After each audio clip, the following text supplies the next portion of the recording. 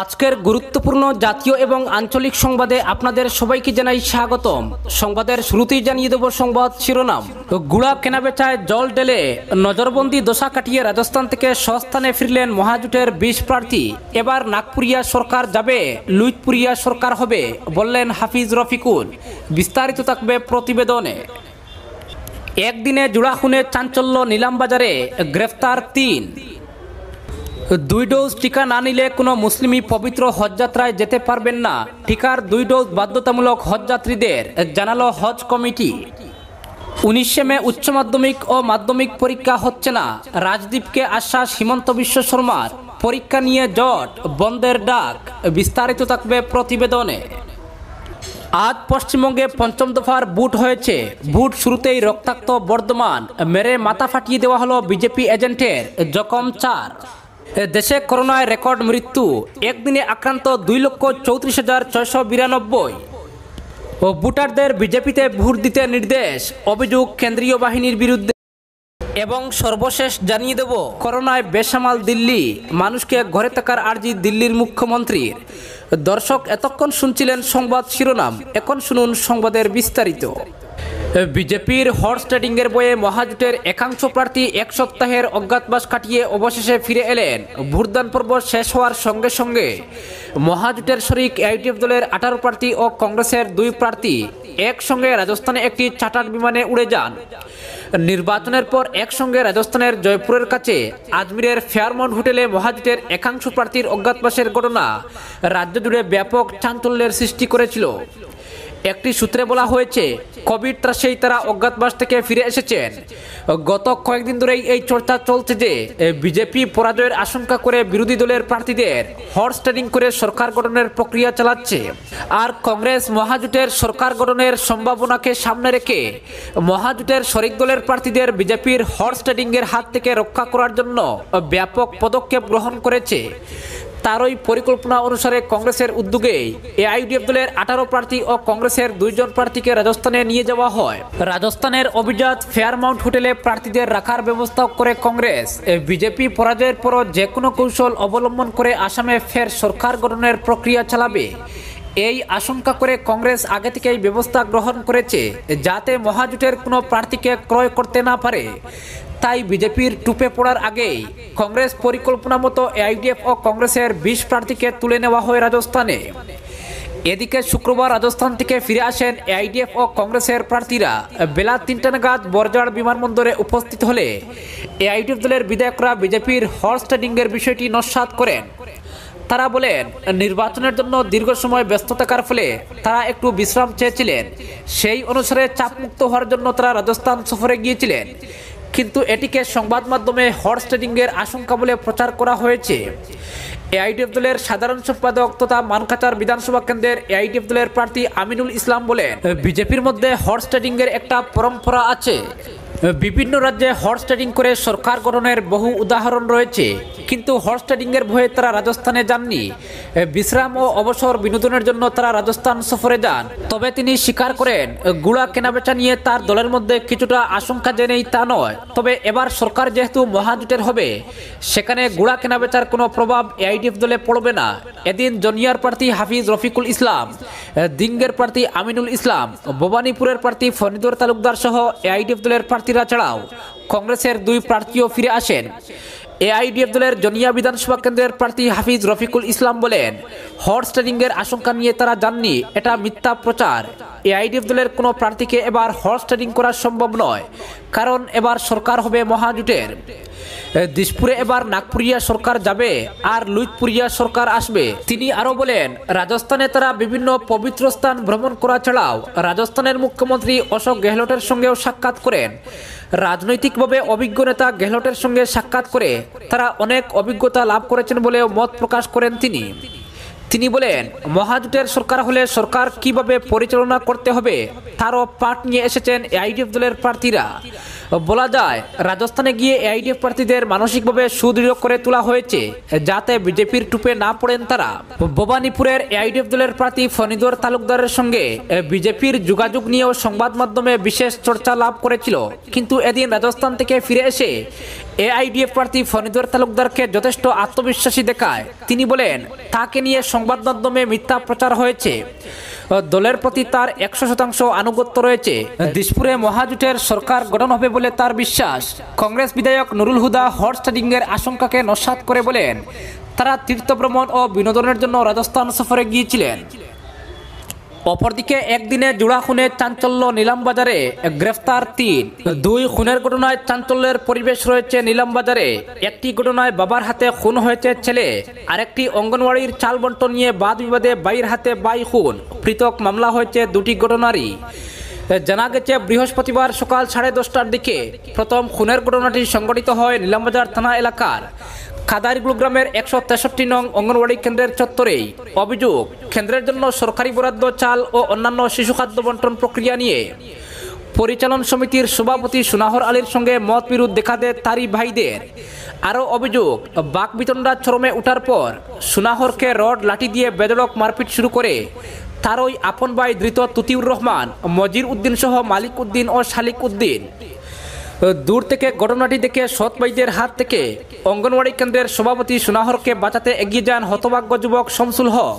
এই সময় সৎ ভাইদের রুশে কূপে পড়েন তিনিও। রড ও লাঠির জোর আঘাত লাগে তার মাথায়। তখন জখম হয়ে মাটিতে লুটিয়ে পড়েন 30 বছরের শামসুল হক। স্থানীয়রা আক্রান্ত শামসুলকে উদ্ধার করে প্রথমে নিলামবাজার হাসপাতাল ও পরে সেখান থেকে করিমগঞ্জ সিভিল হাসপাতালে পাঠানো হয়, কিন্তু অবস্থা সংকটজনক হওয়ায় শিলচর মেডিকেল কলেজে পাঠানো হয়। সেখানে পরীক্ষা নিরীক্ষার পর দেখা গেছে শামসুলের মস্তিষ্কে রক্তক্ষরণ হওয়ায় বাঁচার আশা জিইয়ে রাখতে হলে তড়িঘড়ি মস্তিষ্কে সার্জারি প্রয়োজন। ফলে তাৎক্ষণিক তাকে গুয়াহাটি জিএমসিতে স্থানান্তর করার পরামর্শ দেন চিকিৎসকরা। সেই অনুযায়ী শামসুলকে নিয়ে জিএমসির উদ্দেশ্যে রওনা দেন পরিবারের মানুষ। তবে শেষ রক্ষা হয়নি। মেঘালয়ে ফেরানোর আগেই অকাল মৃত্যুর কুলে ডলে পড়েন তিনি। শামসুলের স্ত্রী রূপসানা বেগম, তুতিউর ও মুজির সহ মোট 4 জন সৎ বাসুরকে অভিযুক্ত করে খুনের মামলা দায়ের করেছেন থানায়। প্রধান 2 অভিযুক্ত তুতিউর রহমান ও মজির উদ্দিনকে হেফাজতে নিয়েছে পুলিশ। বাকি 2 অভিযুক্ত পলাতক রয়েছে। তাদের গ্রেফতার করতে সিআই আনোয়ার চৌধুরীর নেতৃত্বে ওসি কমলেশ সিং খোঁজ জারি রেখেছেন। এদিকে অন্য খুনের ঘটনাটি বৃহস্পতিবার সন্ধ্যার দিকে ঘটেছে নিলামবাজারের থামুয়া আলমখানি গ্রামে। অভিযোগ, ইফতারের পর বয়স 55-এর শফিকুর রহমান তার পুত্রবধূর সঙ্গে পারিবারিক কোনো এক বিষয় নিয়ে বচসায় জড়িয়ে পড়েন। এই সময় তার 17 বছরের ছেলে ইসমাইল হোসেন বৌদির হয়ে সুপারিশ করে তার বাবাকে। এতেই রাগে অগ্নিশর্মা হয়ে ওঠেন শফিকুর। রাগের বশীভূত হয়ে দাঁড়ালো দা দিয়ে ছেলের মাথায় একের পর এক খুব বসান। মাথার পেছন দিকে একাধিক কূপে। এক সময় হতভাগ্যের মাথার মধ্যেই দা ফেসে যায়। পরে সংকটজনক অবস্থায় নিলামবাজার হাসপাতালে ইসমাইলকে ভর্তি করেন তার মা, কিন্তু তখন অনেক দেরি হয়ে গেছে। প্রাথমিক চিকিৎসার পর ইসমাইলকে প্রথমে জেলা সদরে, পরে সেখান থেকে শিলচর মেডিকেলে পাঠানো হয়। তবে সেখানে মাথার চিকিৎসার উন্নত মানের ব্যবস্থা না থাকায় রাতেই জিএমসিতে স্থানান্তর করা হয়। কিন্তু মৃত্যুর সঙ্গে লড়াইয়ে টিকে থাকতে পারেনি সে। গুয়াহাটিতে পৌঁছার 2-4 কিলোমিটার আগেই জীবনযুদ্ধে জ্যোতি পড়ে ইসমাইলের। অন্যদিকে ইসমাইলের ঘাতক পিতা শফিকুর রহমান ছেলেকে খুন করে নগদ 1,62,000 টাকা সঙ্গে নিয়ে মিজোরামে আত্মগোপন করার উদ্দেশ্যে রওনা দেয়। কিন্তু পুলিশ আগাম খবর পেয়ে CI Anwar Chowdhury, OC Kamlesh Singh, SI Abdul Hasib, Ahmed Hossain বিশাল পুলিশ বাহিনী নিয়ে কালীগঞ্জ থেকে বৃহস্পতিবার রাতে শফিকুরকে গ্রেফতার করতে সক্ষম হন। জানা গেছে শুক্রবার ধৃত শফিকুর রহমানকে আদালতে সুপর্দ করা হলে তাকে জেলে পাঠিয়েছে আদালত। অপরদিকে টিকার 2 ডোজ বাধ্যতামূলক হজ যাত্রীদের জানালো হজ কমিটি। 2 ডোজ টিকা না নিলে কোনো মুসলিমই পবিত্র হজযাত্রায় যেতে পারবেন না। ভারতীয় হজ কমিটির সিইও মকসুদ আহমেদ খান একথা সাফ জানিয়ে দিয়েছেন। এই সিদ্ধান্তের নেপথ্যে রয়েছে সৌদি আরব স্বাস্থ্য মন্ত্রক এবং জেদ্দায় থাকা ভারতীয় দূতাবাসের নির্দেশ। মকসুদ খান পরামর্শ দেন, 2021 সালের হজযাত্রার জন্য যারা আবেদন করেছেন তারা প্রথম ডোজটা নিজেরাই নিয়ে নিক, তাহলে যাত্রার আগে তাদের দ্বিতীয় ডোজ দিয়ে দেওয়া হবে। এতে কিছু করেও যে হজযাত্রা সফল হবে তা কিন্তু নয়। এ বিষয়ে আগে থেকেই পরিষ্কার করে জানিয়ে দিয়েছেন মকসুদ। তিনি বলেছেন, সৌদি আরবের সঙ্গে হজযাত্রা নিয়ে এখনো কোনো কথাবার্তা হয়নি।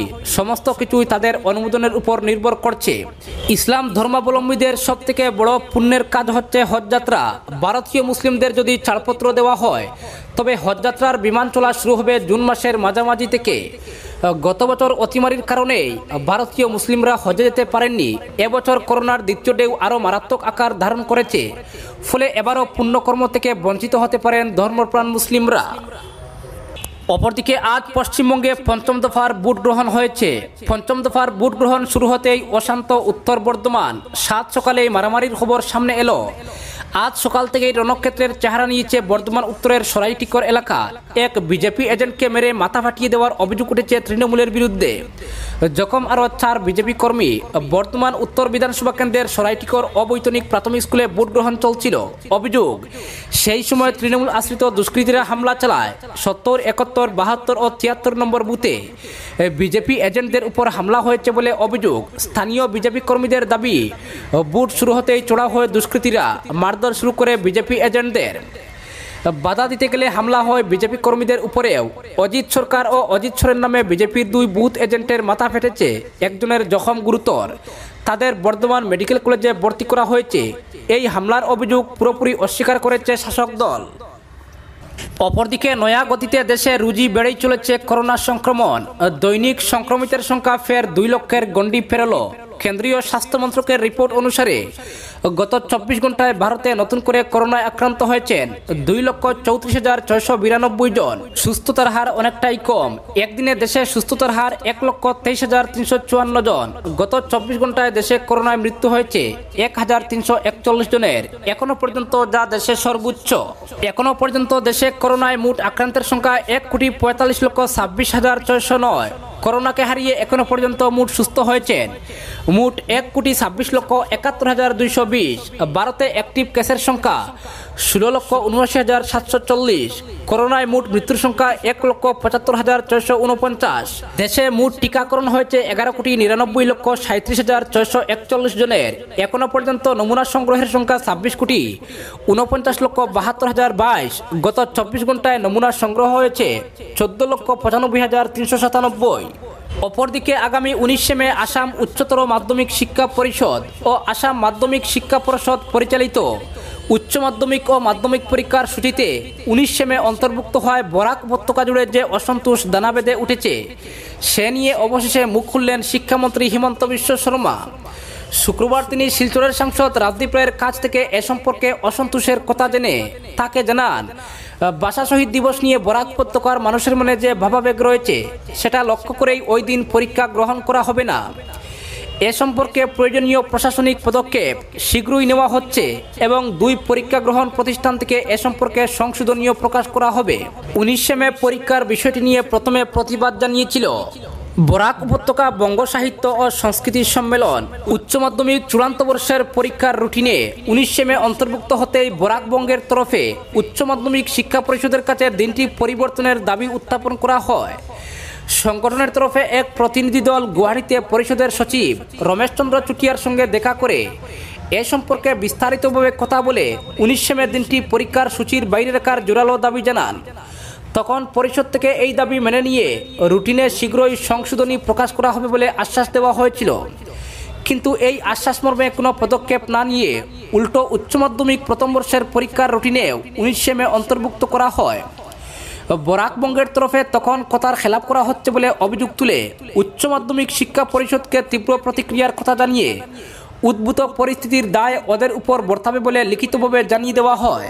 এরপরই Barak Democratic Front, Rupam Gansur, AIDSO, সম্মিলিত সাংস্কৃতিক মঞ্চ, ভাষা শহীদ স্টেশন দাবি কমিটির প্রমুখ সাংস্কৃতিক, ছাত্র ও অন্যান্য সংগঠন প্রায় সমস্বরে প্রতিবাদ জানায় ও স্মারকপত্র পেশ করে। গত 13 এপ্রিল রূপম কার্যালয়ে এক নাগরিক সভায় বিভিন্ন সংগঠনের তরফে পরিস্থিতি পর্যালোচনা করে এই অভিমত প্রকাশ করা হয়। রুটিন পরিবর্তনের আশ্বাস দিয়েও তা বদল না করে বরাক উপত্যকার দাবিকে উপেক্ষা করা হচ্ছে। এই অবস্থায় আন্দোলনের পক্ষে সর্বসম্মত মত ব্যক্ত করা হয়। স্থির হয়, যদি পরীক্ষার রুটিনে পরিবর্তন না হয় তাহলে 26 এপ্রিল বরাক উপত্যকা বন্ধের ডাক দেওয়া হবে। শুক্রবার ইলোরা হেরিটেজে বিভিন্ন সাংস্কৃতিক ও অন্যান্য সংগঠনের তরফে এক যৌথ সাংবাদিক সম্মেলনে এই সিদ্ধান্তের কথা জানিয়ে বলা হয়, গণতান্ত্রিক পদ্ধতিতে দাবি উত্থাপন করা হলেও তাতে কর্ণপাত না করে বরাকের জনগণকে আন্দোলনের পথে ঠেলে দেওয়া হচ্ছে। এরপরই বিষয়টি সম্পর্কে শিলচরের সাংসদ রাজদীপ রায় শিক্ষামন্ত্রী হিমন্ত বিশ্ব শর্মার সঙ্গে কথা বলেন। রাজদীপের কাছ থেকে গোটা বিষয়টি শুনে শিক্ষামন্ত্রী পরিষ্কারভাবে জানান, এ সম্পর্কে সরকার সদর্থক মনোভাব নেবে। বরাকের জনগণের ভাবাবেগে আঘাত লাগুক এরকম কোনো পদক্ষেপ নেওয়া হবে না, এই আশ্বাসের কথা উল্লেখ করে রাজদীপ বলেছেন, স্বয়ং শিক্ষামন্ত্রী যখন এমন অভয় দিয়েছেন তখন আর আন্দোলন কর্মসূচি হাতে নেওয়ার কোনো আবশ্যকতা নেই। অপরদিকে বাংলায় দক্ষিণের মতো উত্তরবঙ্গ সকাল থেকেই সেভাবে উত্তপ্ত না হয়ে উঠলেও বেশ কিছু বিক্ষিপ্ত ঘটনা নজর কেড়েছে। কোথায় স্থানীয় ভোটারদের প্রভাবিত করার অভিযোগ উঠল কেন্দ্রীয় বাহিনীর বিরুদ্ধে, তো কোথাও প্রার্থীদের বুথে ঢুকতে বাধার অভিযোগ উঠল। বেশ কিছু বুথে ইভিএম খারাপ থাকায় ভোট গ্রহণ শুরু করতেও দেরি হয়েছে। মাল বিধানসভার ওদলাবাড়ি হিন্দি হাই স্কুলের 20 নম্বর বুথে কেন্দ্রীয় বাহিনীর বিরুদ্ধে সাধারণ ভোটাররা অভিযোগ তুলেন। তাদের অভিযোগ, জওয়ানরা ভোটারদের বিজেপিকে ভোট দিতে বলছেন। স্থানীয় তৃণমূল নেতা রাসেল সরকারের অভিযোগ, লাইনে দাঁড়ানো ভোটারদের সরাসরি বিজেপিকে ভোট দিতে বলছেন কেন্দ্রীয় বাহিনীর জওয়ানরা। যদিও অভিযোগ অস্বীকার কেন্দ্রীয় বাহিনীর, অন্যদিকে শিলিগুড়ির বিজেপি প্রার্থী শঙ্কর ঘোষকে বেশ কয়েকটি বুথে ঢুকতে বাধা দেওয়ার অভিযোগ উঠে তৃণমূলের বিরুদ্ধে। পর্যবেক্ষকের কাছে অভিযোগ জানিয়েছে প্রার্থী, বেশ কয়েকটি বুথে ইভিএম খারাপ থাকায় ভোট শুরু হয় দেরিতে। অপরদিকে করোনায় বেসামাল দিল্লি, মানুষকে ঘরে থাকার আর্জি দিল্লির মুখ্যমন্ত্রীর। দিল্লিতে ক্রমাগত ভয়ঙ্কর হচ্ছে করোনা পরিস্থিতি। করোনা সংক্রমণ থেকে রক্ষা পেতে মানুষকে সতর্ক থাকতে হবে, সংক্রমণের চেনকে ভাঙতে হবে, আর সেই কারণে সাপ্তাহিক লকডাউন মেনে ঘরের মধ্যে থাকতে হবে সাধারণ মানুষকে। এমনই আবেদন জানালেন দিল্লির মুখ্যমন্ত্রী অরবিন্দ কেজরিওয়াল। তিনি বলেন, করোনা সংক্রমণে হ্রাস টানতে সাপ্তাহিক লকডাউন মেনে মানুষকে ঘরের মধ্যে থাকতে হবে। শুক্রবার রাত 10টা থেকে সোমবার ভোর 5টা পর্যন্ত চলবে এই লকডাউন। ওই সময় যাতে কেউ বাড়ির বাইরে বের না হন সে বিষয়ে আবেদন জানান কেজরিওয়াল। নিজের টুইটার হ্যান্ডেলের মাধ্যমে সাধারণ মানুষের কাছে এই আবেদন জানান দিল্লির মুখ্যমন্ত্রী। কেজরিওয়াল বলেন, ঘরের মধ্যে থাকুন, দয়া করে সরকারি নিয়ম মেনে চলুন, নিয়ম মতো চলে কোভিডকে একযুগে হারিয়ে দিতে হবে বলেও সর্বসাধারণের কাছে আবেদন জানান কেজরিওয়াল। দিল্লির পরিস্থিতি ক্রমাগত জটিল হওয়ায় হাসপাতালগুলিতে বেড পাওয়া যাচ্ছে না, ফলে একই বেডে দুজনকে রেখেও চালানো হচ্ছে চিকিৎসা। অনেক জায়গায় অক্সিজেনের অভাবেও করোনা রোগীদের চিকিৎসায় বাধা পড়ছে বলে জানা যাচ্ছে। সব কিছু মিলিয়ে করোনার দ্বিতীয় ঢেউয়ে কার্যত বেসামাল ভারতের